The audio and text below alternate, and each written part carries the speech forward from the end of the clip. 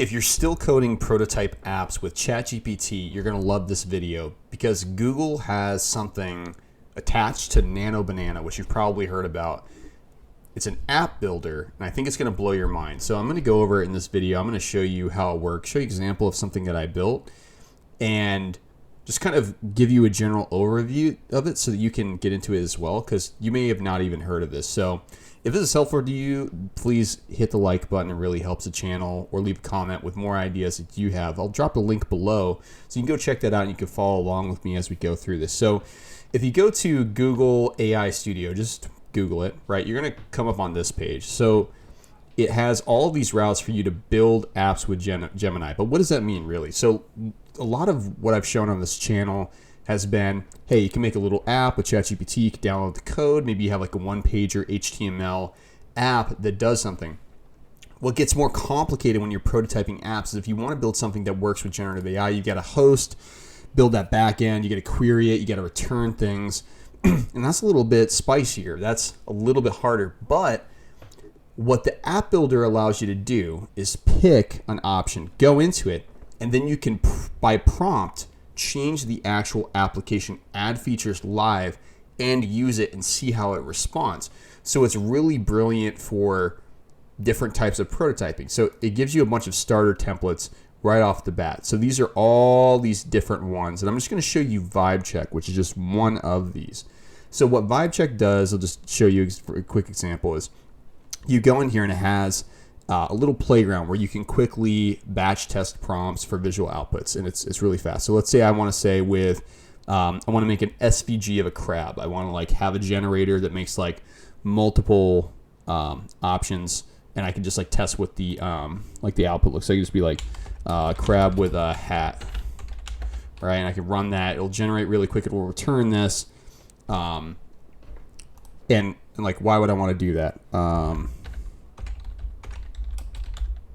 Right, there's any number of level of different possibilities that people would do with this, right? But like basically what we're building here is an app that allows people to generate images. So like there's a bunch of like really profitable apps that do this.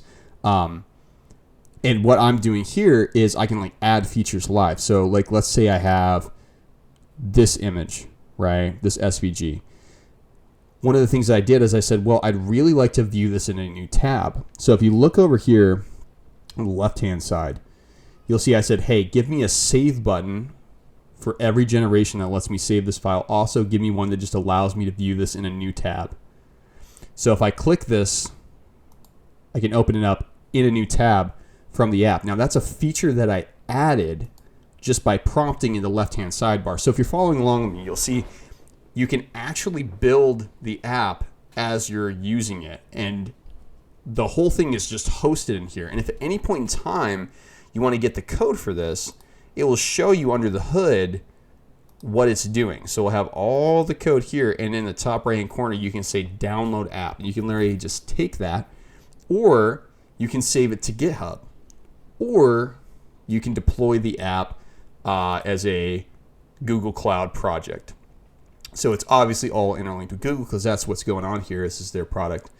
But like super, super cool. You could take this, migrate it off somewhere else, and you could really just prototype super rapidly without ever setting up an environment. So you could build those simple one-page apps all within Gemini's app builder, native to that. You don't have to go anywhere else. You don't have to download the files. You don't have to set it up. You don't have to use Cursor or Windsurf or any of these other things. You can just go straight in.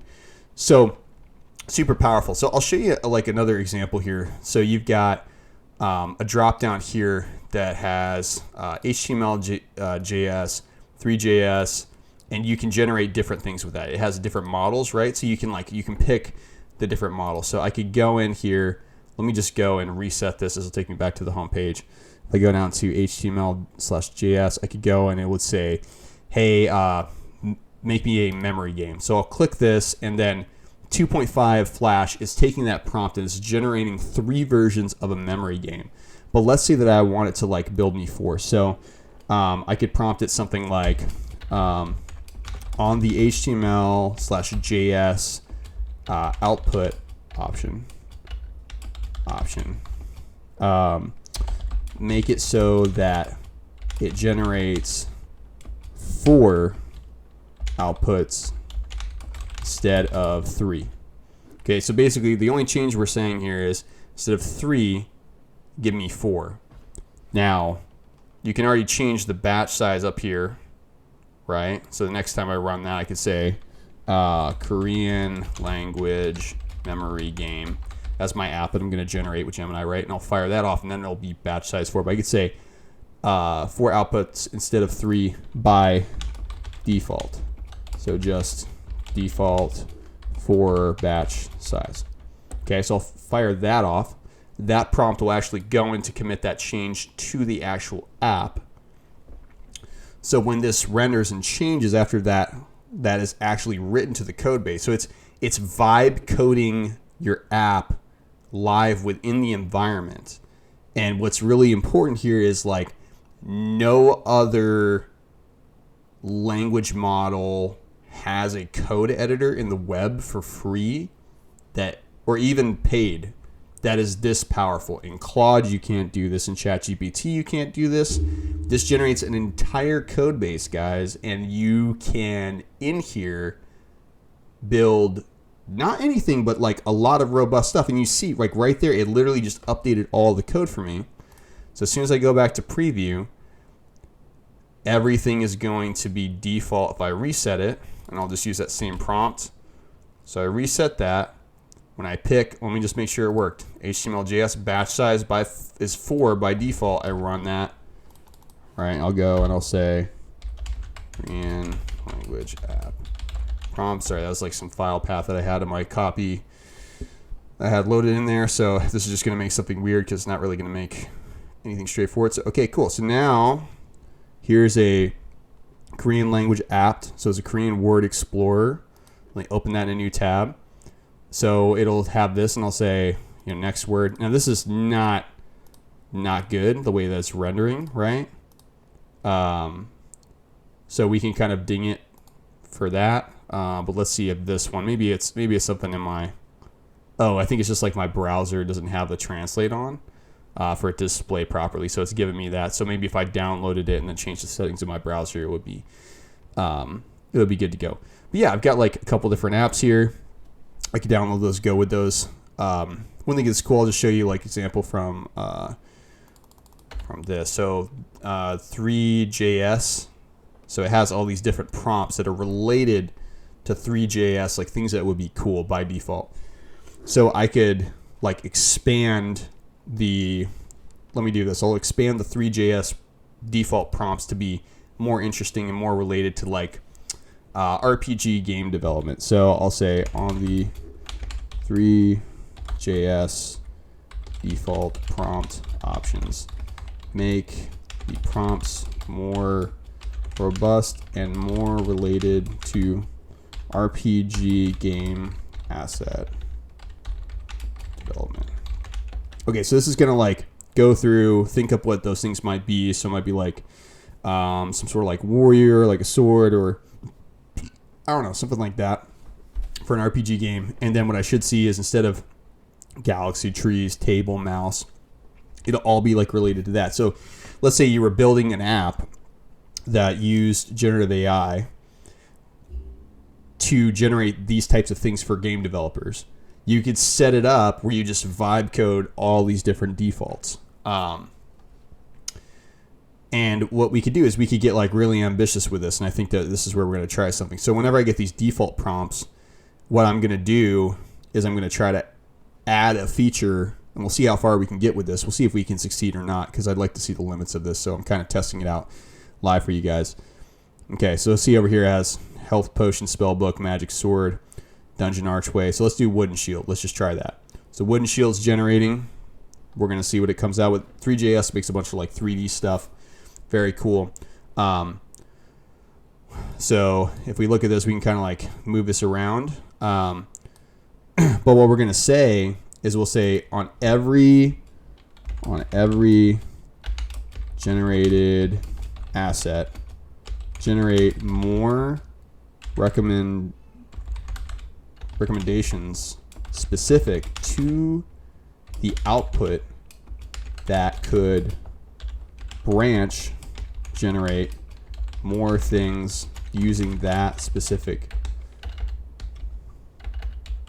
I can type today, output. For example, if I give a prompt, all outputs in the batch will have their own set of sub options where I could generate more specific versions of that specific generation. So this is kind of like a branching flow state. So we're kind of like in a flow right now where it's like I could take this prompt and I could like copy and paste it in, and I could like try to like tweak the prompt or whatever. But what we could do is we could just have, and this is what we're trying to get it to do, is make like a little suggestive generator where like maybe the wooden shield, it says like more diagonal or more this way or more ornamental or like dragon crest or something like on top of it that would make it, that would like generate ideas on the fly of like, hey, I gave you this generation, but maybe based off of what it gave you, well, maybe we go this direction or that direction. I can just click and then I can just sort of flow generate down the thing instead of being like, okay, let me pick one more of these or run this one again or copy and paste. Maybe you can just flow right down the lane. That's the idea we're going to run with here. So, okay, so it said, okay, cool. I've enhanced the application to provide context-aware recommendations. So I understood what I meant. I tried to have a clear prompt here. But I do judge a lot of these generative capabilities based off of layman prompts. So a lot of people are still producing incredible results off of very robust prompts. I think that for accessibility, you gotta have applications that can understand layperson terminology and prompts, more simple prompts, and actually produce a more robust output. So in some cases, we're getting this. There's some features that are more like a suggestive prompt, or they like auto enhance the prompt, and those are really great. And that's a lot of where my mind goes to see like how good a new AI capability or like, you know, a new release of a model is in general. So it's going through, it's telling you what it's updating, and it's describing, which is cool, why each file was updated. So it said, hey, we added a new function here, bunch of things that'll regenerate the app. So one thing that I don't really see in this is like versioning. So definitely, you know, when you go one pathway, it definitely does kind of like land you there. So let's do the HTML stuff. So let's do like a drawing app. Okay, so we generate the drawing app, but when it comes out, I want to see what we got for that suggestion feature. I want to see what we get here. Okay, so it says generating ideas. So see, look down here, right? So it says, okay, how about we add an eraser tool? How about we implement undo and redo functionality for drawing actions? How about we add options to draw basic shapes like circles and rectangles? So cool, so I'm going to run that. Okay, interesting. So it has like a really, oh, this is really cool. So it shows you the whole prompt. It says, so like based off of this code, take this and push it in this direction, right? I think, okay, let's see here. So if I pop this open in a new tab, okay, so if I say rectangle, okay, cool. So everything I draw is so let's see if I draw these, circle, okay, cool. And my browser is still rendering it like super funky, so we'll have to see what the deal is with that. Okay, that's cool. So what does it say from here? Eraser tool, an option to fill the drawn shapes. I like that one. So let's see what it does. So it throws all the code in and says, okay, based off of this, go and do that. I mean, that's like a super ugly thing. So what I'm going to say is, so right now, the suggestion feature makes a really ugly prompt that fills up the screen. Can you just hide that and only show the suggestion as the input prompt, even though behind the scenes you can still do that. And let me see, I'm gonna see right here, add files. So I can add files with a screenshot. So I'm just gonna take a screenshot of this real fast and then put it in here to show it what I mean. Cool, so I just did a screenshot. I even got my like face in here because my software that's recording, it has it. So it'll be kind of funny. It should dodge that, but I showed like the whole app and I just said like, you see how ugly this is? And I'm hopeful that it's gonna go and say like, yeah, I see what you mean. This is a gigantic monster of a prompt. Let's not show that, and then modify this. So this is a little bit dumb. I will say one thing that's interesting is it says this code produced an error. I do wonder if these prompts are going to get like too long to like technically work. And like on every refine, if basically we have like a compounding effect where like the input for the code is just like too much for it. And if it's like, oh, gross, like, you know, you're giving me too many tokens, you're feeding too much in. And if that will produce an error, maybe that's why these produce an error here. So we could be hitting some interesting technical limits, right? But we will see together how this actually works. So once again, right, let's look at the code editor and see how large this code base is getting, right? So I mean, this is like, you know, it's a simple app, but it's pretty good. And you know, you can go through and you can read everything in here, see what it is. You should be able to go in as well and like you could just write code right in here. So if you wanted to just use this as an IDE, I don't see why you couldn't. Obviously, it's not going to have as much functionality as some editors that you would use, but okay, here we go. So let's do memory game. Okay, and then we'll take one of the suggestions and we'll see how far we can get to figure out if this worked. So it says, cool, I've updated the recommendation.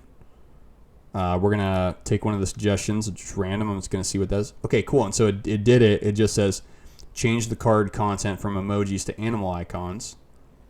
Okay, so let's click in here. So this one doesn't really work that well. Looks like. Just kind of flashes it around. So let's see. Let's do a 60-second countdown timer. So we're just on our second ideation. Okay, great. So, you know, like where I'm at right now is I could simplify all functions of the vibe check app down, remove it as even vibe check, change the name of it, take it, deploy it as a Google project, and then it could be a game, like an app generator, a game asset generator, like whatever you want this to be. This app is just a template that you can modify, like we're modifying it right now. See, we put the timer in there. I could see this. We could play the game. Once again, shout out to my browser. That is, I think it's because it's being served up by Google. Actually, an interesting problem. Like, why does it show these characters? Is it me? Feels like it shouldn't be me. I think it's probably hosting those assets somewhere for these little animals. So that's one thing that I do see is like kind of like funky. But maybe it's a feature in the app, right? So like maybe when it opens this in a new tab, maybe there's something in the code base that needs to be changed to like properly reference the assets that are being shown in there. Okay, so I'm going to implement a scoring system. So we're like in our fourth ideation here. And this will really test like how far it can go. And I'm pretty hopeful that this is going to hold up. I think that maybe we won't have things erroring out. Yeah, great. So we got a score. Let's see if I play it.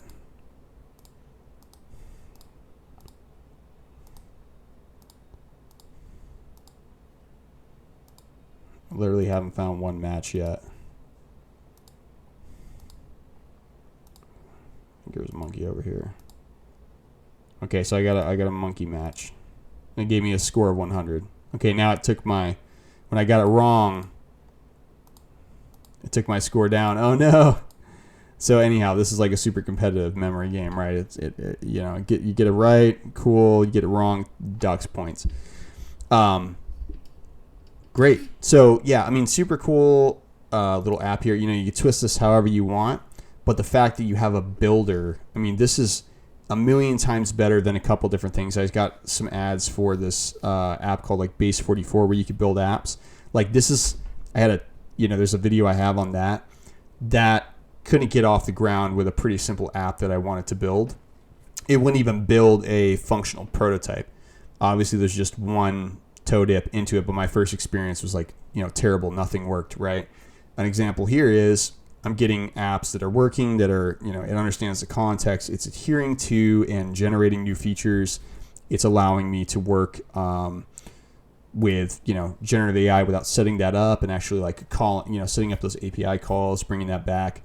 And we essentially have way more power than your average, GPT code generation would. Now, it says that I have hit my quota. I've reached the daily limit. Obviously, you got to pay, right? You pay a little bit, then you can get this awesome code builder. You do get a lot of time for free. However, that is one thing that does it is capped out. So, but since we're capped out, we'll call the video. But I wanted to say that I want to show you guys this, walk you through it. If you followed along with me this far, thank you so much for watching. Really appreciate it. And go ahead and check this out. I'll link below, and I'll see you in the next video.